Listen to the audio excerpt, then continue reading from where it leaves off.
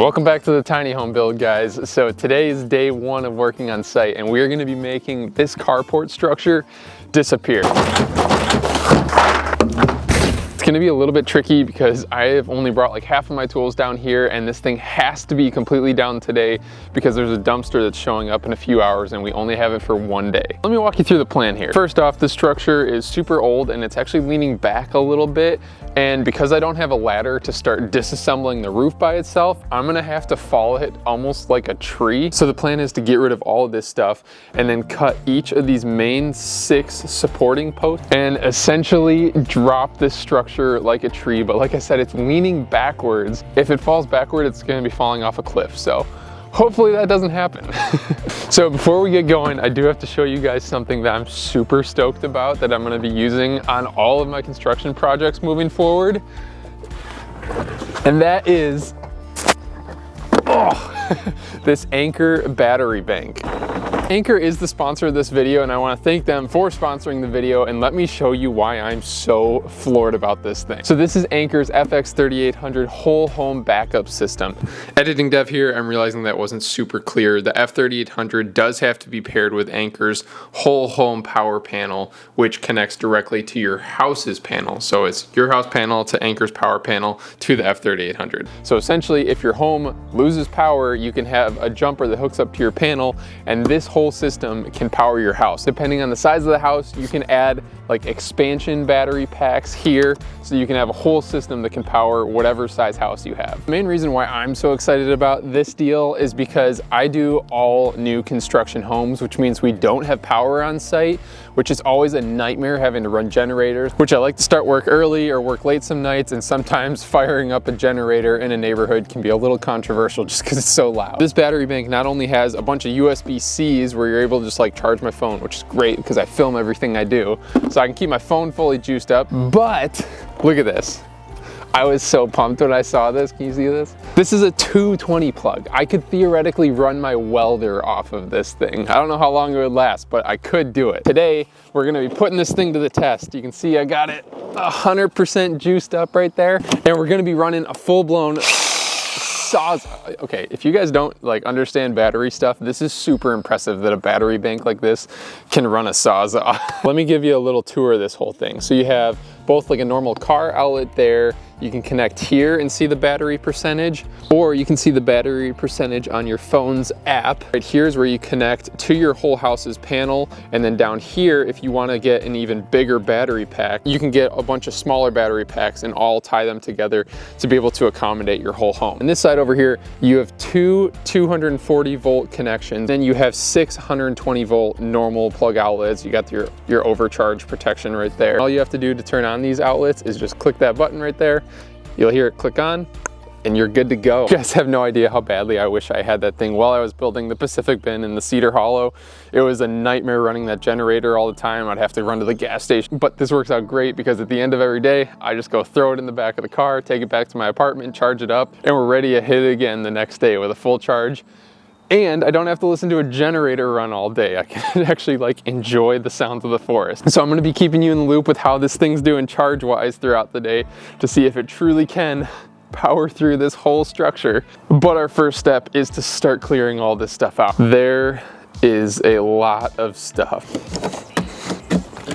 I'm about to be super impressed if this thing can handle all this all day. Got some little bunnies. A little update on the build site here. So end of last week, I ended up popping out and disassembling that whole tarped carport area and moved it all over here. So now I gotta go move it one more time out of the carport before we drop this thing. See you later, little buddy. This Airbnb is gonna be such a dream. So you can even see the little path here that I lined out on the ground.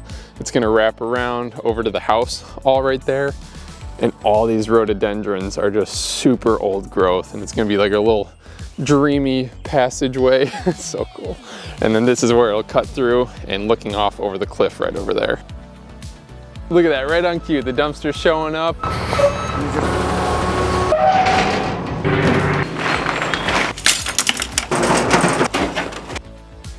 Kind of crazy going through all this stuff. This stuff is like back from the 90s. Motor oil is probably older than I am. Whew, something smells. Time to break out the negotiator. Got some long 2x4s I got cut in half. So we're gonna power this baby up, see how she goes. Time to get rid of these shelves.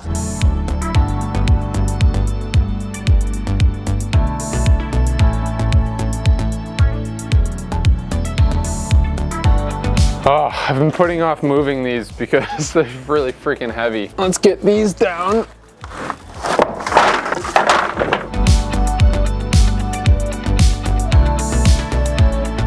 I've removed everything underneath the carport here, and now I'm trying to figure out exactly how we're gonna get this thing to fall down. Because what's gonna make it a little bit tricky is that we have these rhododendrons that we wanna keep over here.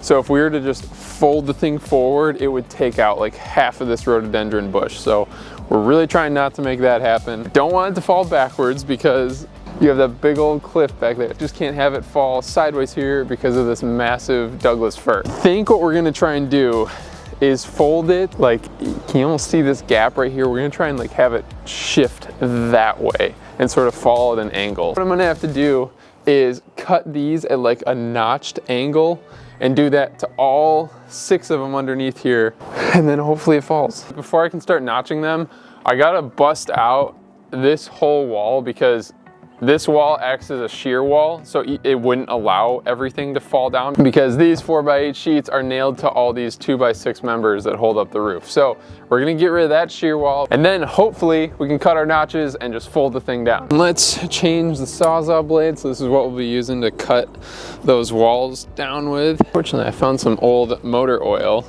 because I left this out in the rain once, and so my Sawzall is completely rusted up. All right, let's see if that's enough to lube it up. There we go. I think that's in. Let's see if it goes flying.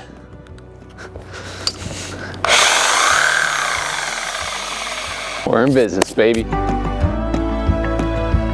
You know what? I got an idea when I was in the middle of that cut. I'm gonna do a cut here and there, and then just have this whole wall fall in. I'll go yard it up and haul it out.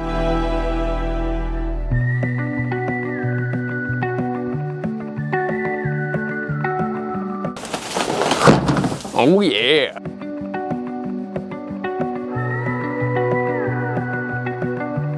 So this is gonna be the view. Whoa.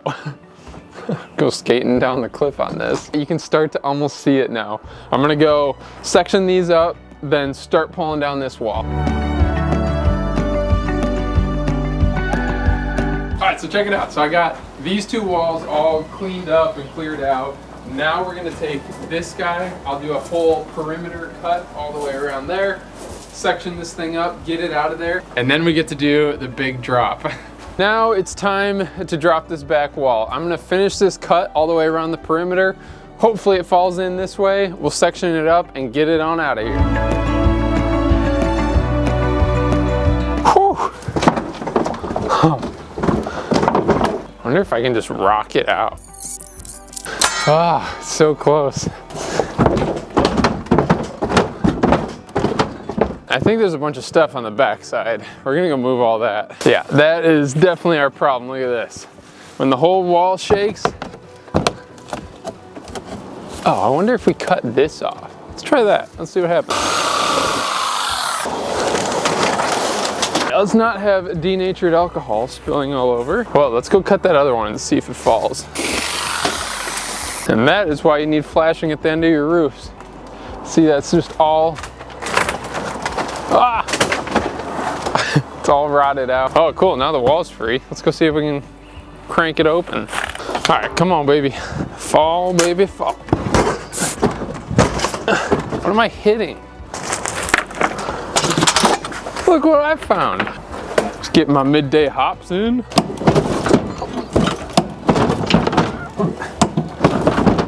All right, I need to stop being dumb. I'm just gonna cut the top.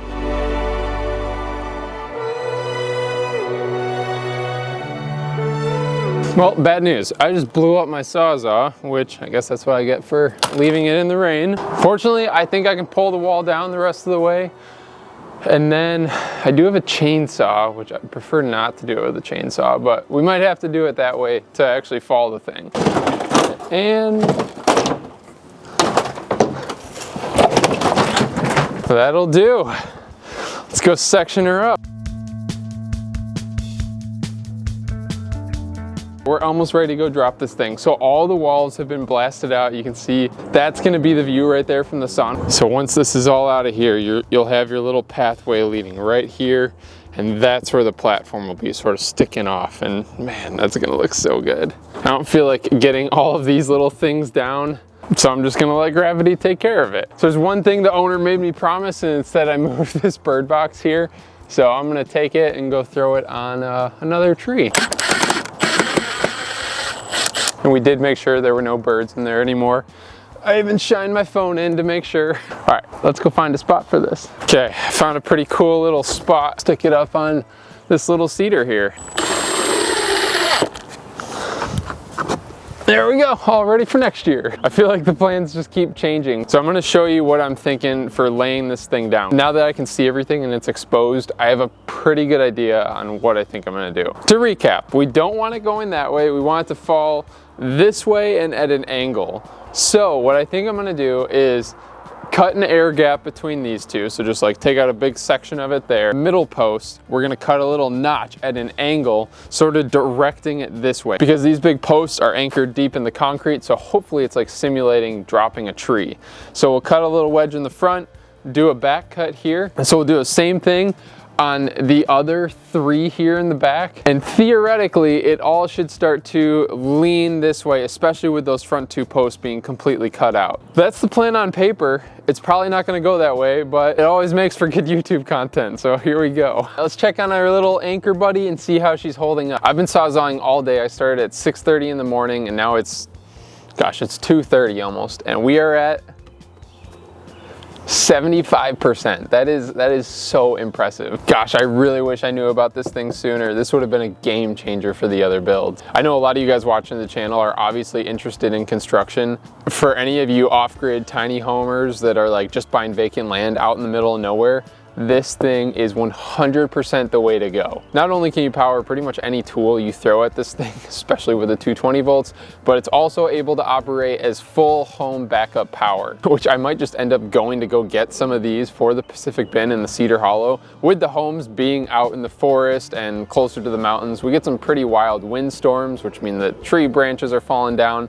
And in the winter time, we tend to lose power like 4 to 5 times. Granted, it's not for an extended period of time. It's more like 4 to 6 hour windows, which is literally perfect for these things. So once I add these out at the property, not only will this give me the peace of mind knowing that the guests are 100% set up, even on like a cold day, it can still power the heat pump, but it'll also save me money because, for example, last year I ended up crediting back a guest their first day stay at the home just because the power was out for 4 hours and I felt bad about it. Also even thinking about taking this thing out into the mountains with me as I have an electric vehicle, and this thing could add on a couple extra miles of charge because it has a 220 volt charger to charge my Tesla. And you can also set up in the app the whole home energy cycle. Essentially, the battery pack will absorb energy from the grid when rates are really cheap, either like late at night or just consumption is low on the grid.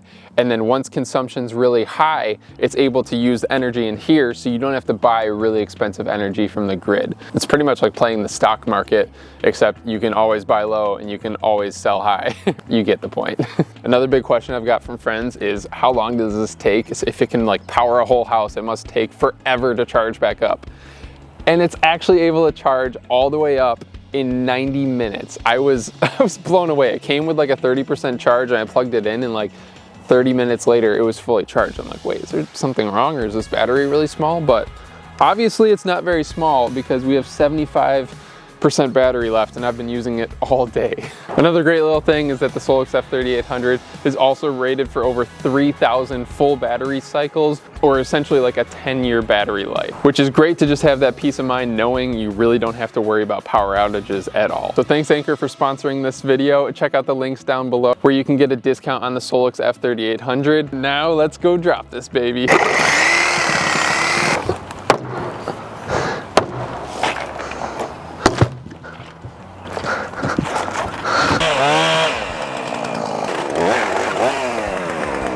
All right, so here's what we got. The first beam is cut out right there. I cut this next beam clear, so you can already see it's starting to lean this way, which is good. I cut the wedge in the front, and you can see the wedge is facing that way, which is exactly where we want it to fall. And I'll do a back cut there when we're ready. I actually did the front cut, the little wedge there, and then the back cut over here, pointing it that way. And then we'll do the same thing over here, and then this will be the last one.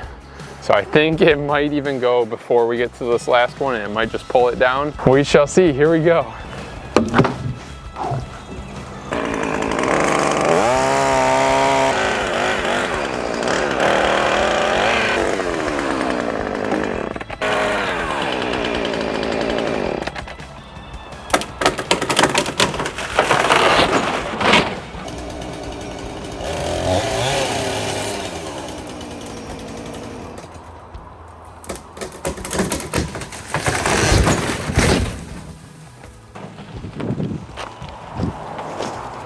Let's go, baby.